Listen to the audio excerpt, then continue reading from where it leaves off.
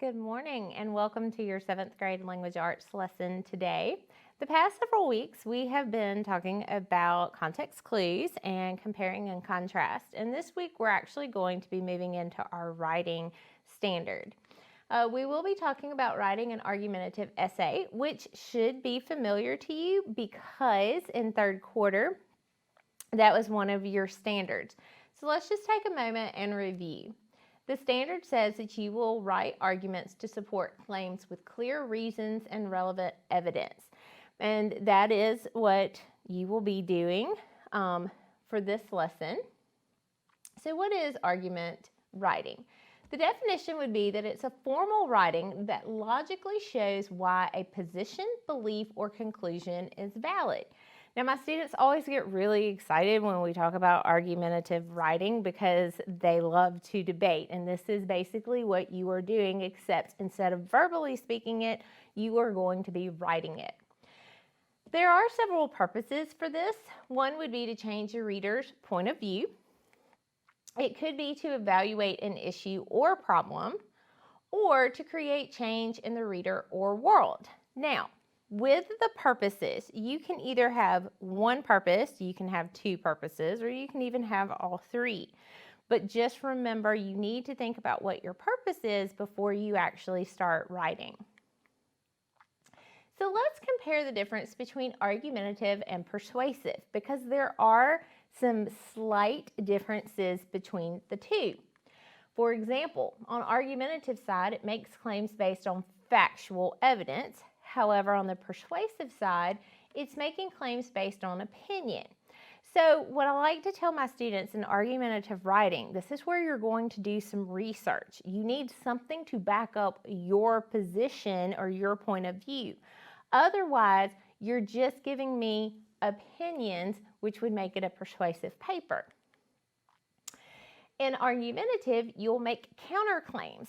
Counterclaims is when the author takes the opposing views into account.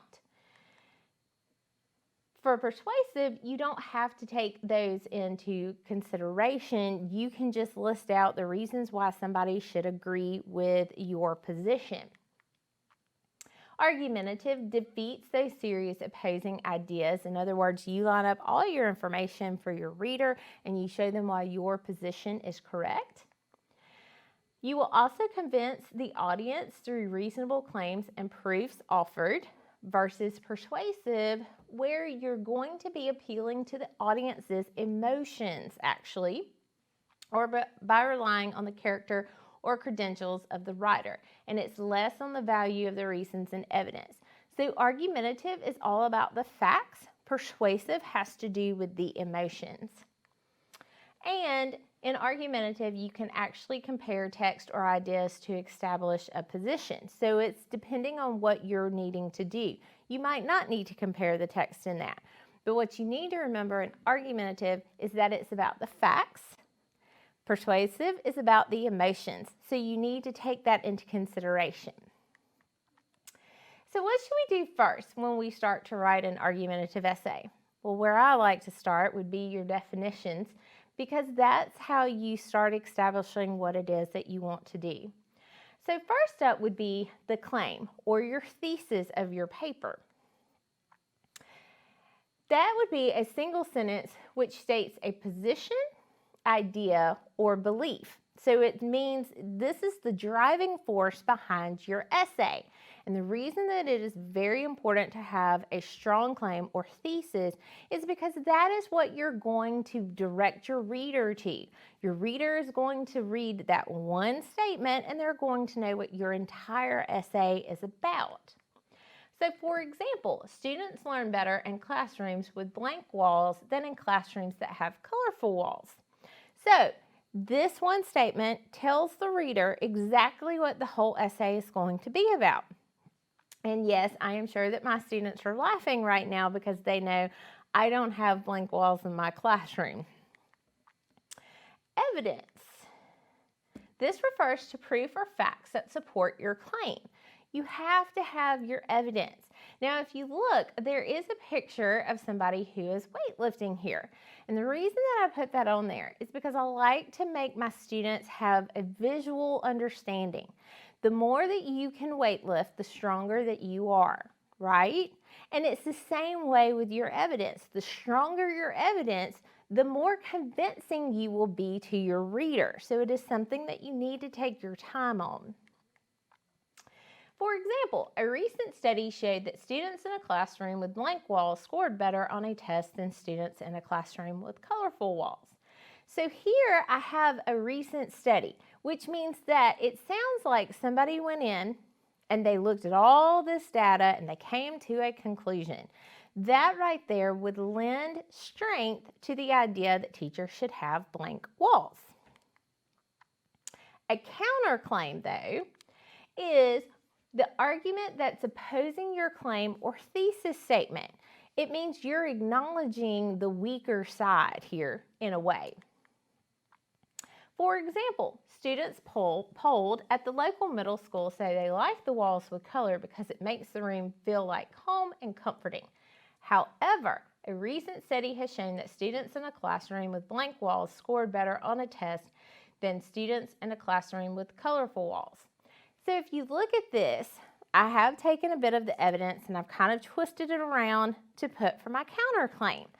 But I acknowledge students may like one thing, but here's what the study says. And that is as simple as you can make your counterclaim. Doesn't have to be very complex.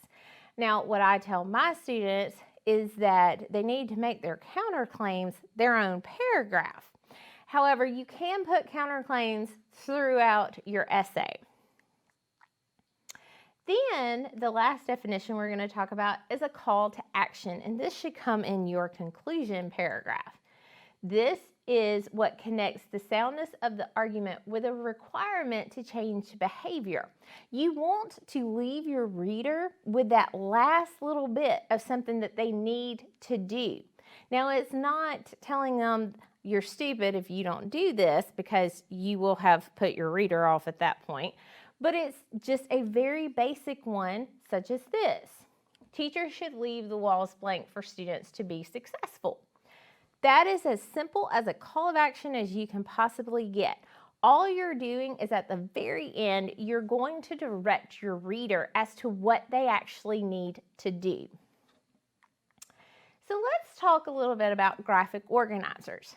Now, if you're like my students, you're probably groaning at the idea of a graphic organizer.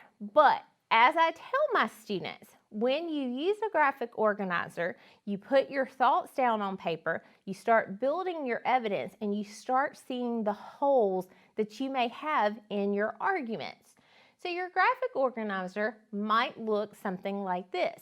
Now, if you remember in the past, when we've talked about Venn diagrams, we talked about different ways that you can set it up. It's true as well of any graphic organizer for an essay. But what you need to understand is that you need to identify certain pieces. For example, you need to have something that talks about your position or thesis. Then you need something on the paper that would identify your three-body paragraph, and then you want to have a place for your conclusion. And here's what I tell my students. Graphic organizers are not meant for you to have complete sentences, nor do they have to be filled in all the way. You can use bullet points on these, which is totally acceptable because this is a building platform.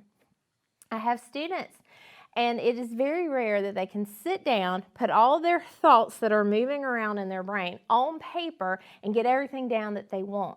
That is the purpose of using a graphic organizer. It's a way for you to put your information down on paper.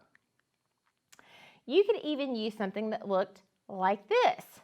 So instead of going straight down, you can just break your paper up like this.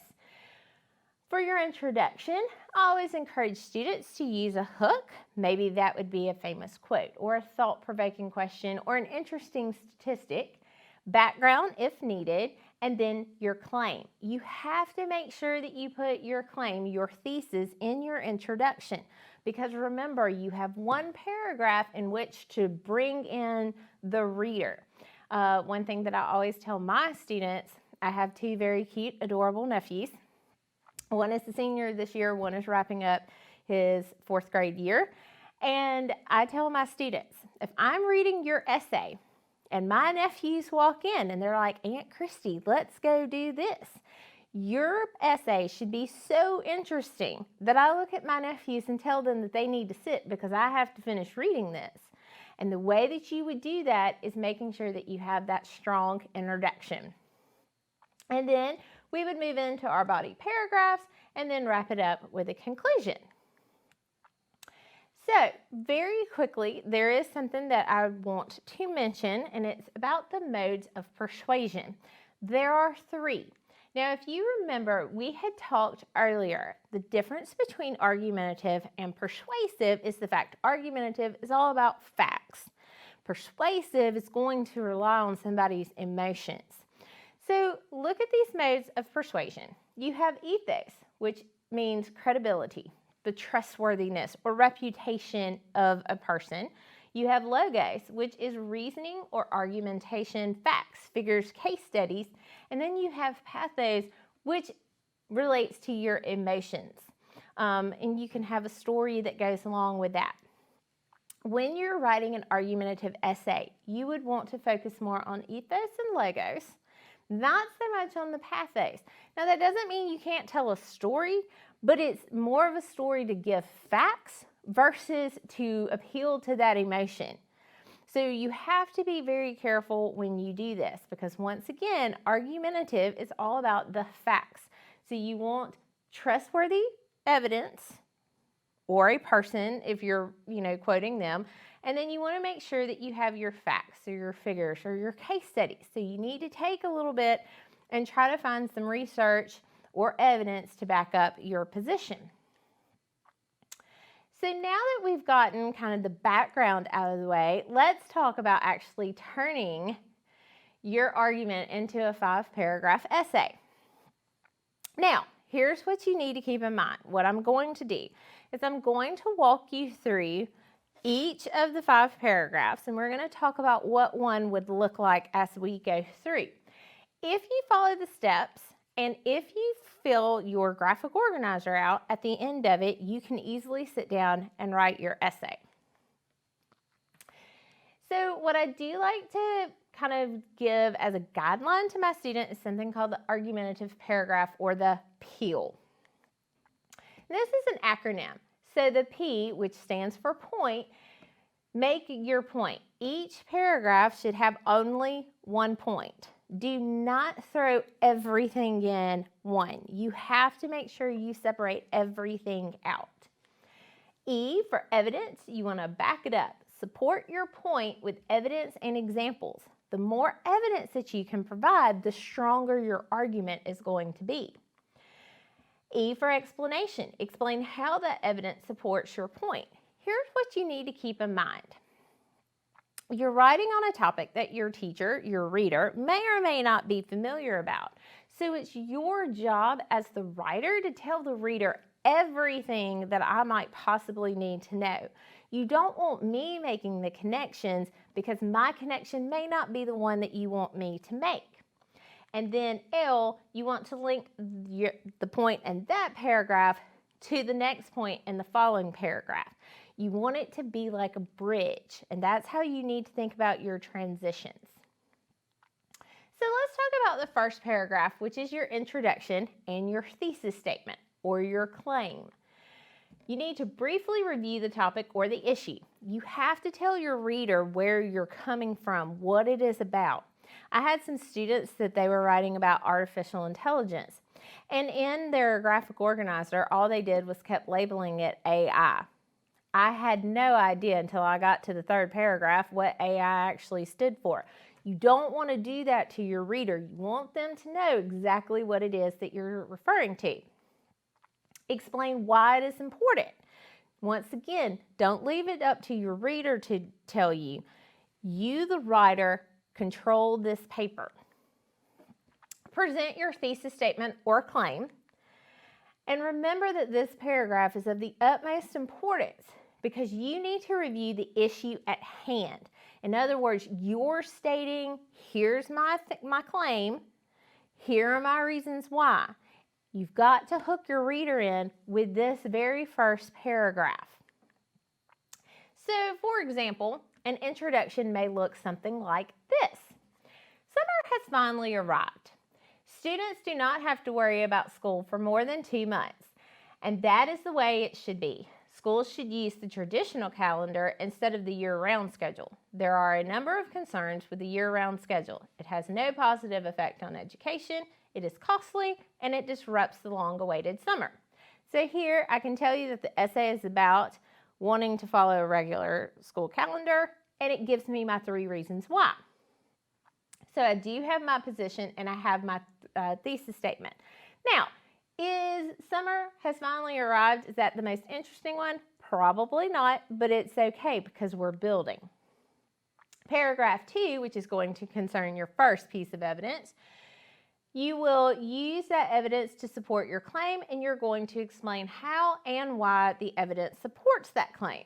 So for example, your paragraph could look like this. Most year-round schedules use a method of having 45 days of school followed by 15 days of vacation.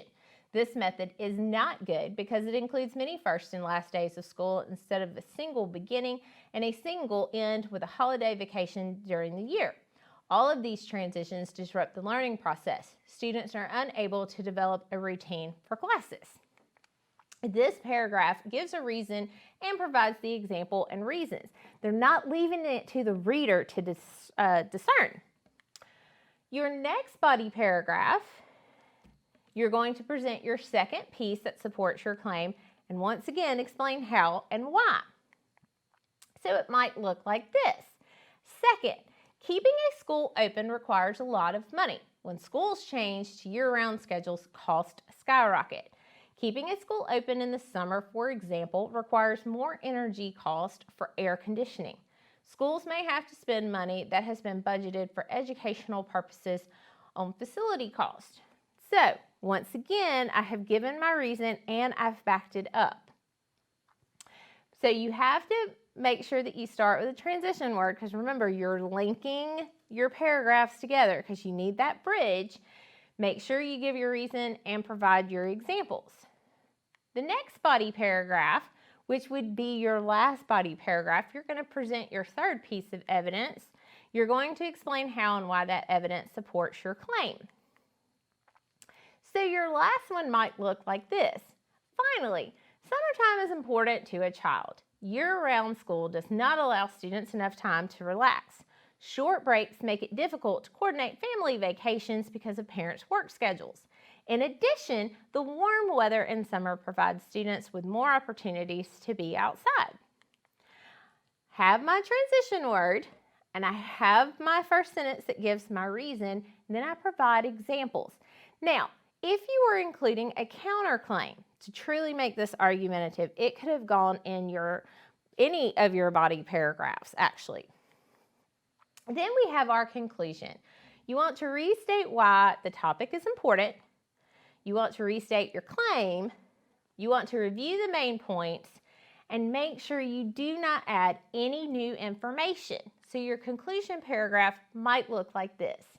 The traditional school calendar makes more sense than year-round school in terms of enhancing education, cutting costs, and allowing students plenty of downtime. Students and parents must meet and talk with administrators to make sure that summer continues to be a time for children to recharge and get ready for the new school year.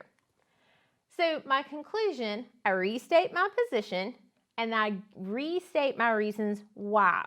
Now, restate literally means that you take what you said earlier and you change the words around. Your reader does not want to read the same exact sentences that they read earlier in your essay. Then, if you look at it, you would have put together your entire essay, and it is as simple as that. Keep in mind that you do want to start off with a graphic organizer to just merely jot down your ideas. Remember, you're not looking for complete sentences on a graphic organizer. Bulleted points are perfectly fine.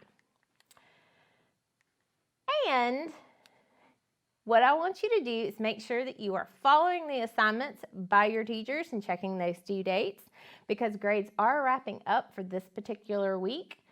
And I will see you next week for our review of all of our standards from our time. Thank you.